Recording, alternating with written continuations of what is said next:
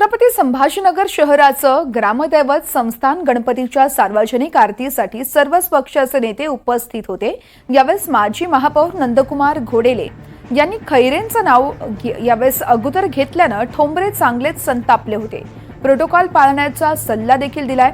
तर शिवसेना नेते चंद्रकांत खैरे, खासदार संदीपान भुमरे यांच्यामध्ये हमरीतुमरी ही झाली आहे।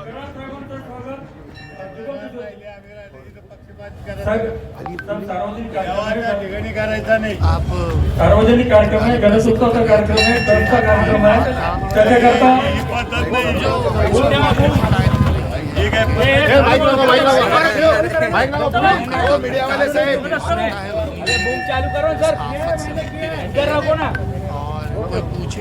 या ठिकाणी संपूर्ण मला यांना विनंती। या संदर्भात अधिक माहिती देत आहेत आमचे प्रतिनिधी मोहसिन शेख आहेत आपल्यासोबत। मोहसिन, नेमकं काय घडलंय छत्रपती संभाजीनगर मध्ये?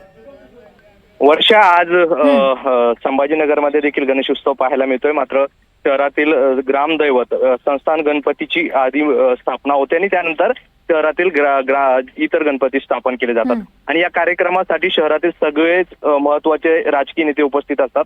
आज देखील चंद्रकांत खैरे असतील, संदीपान भुमरे असतील किंवा इतर नेते या ठिकाणी उपस्थित होते। मात्र यावेळी जेव्हा नाव स्वागतासाठी घेण्यात आलं त्यावेळी खैरेंचं नाव आधी घेतलं, भुमरेंचं नाव नंतर घेतल्यामुळे भुमरे संतापले आणि त्यांनी ठाकरे गटाचे जे नेते होते, जे नावं घेत होते त्यांच्यावर त्यांनी आपला राग व्यक्त केला। यावरून खैरे आणि भुमरे यांच्यात चांगलीच हमरीतुमरी झाल्याचं आपल्याला पाहायला मिळालं।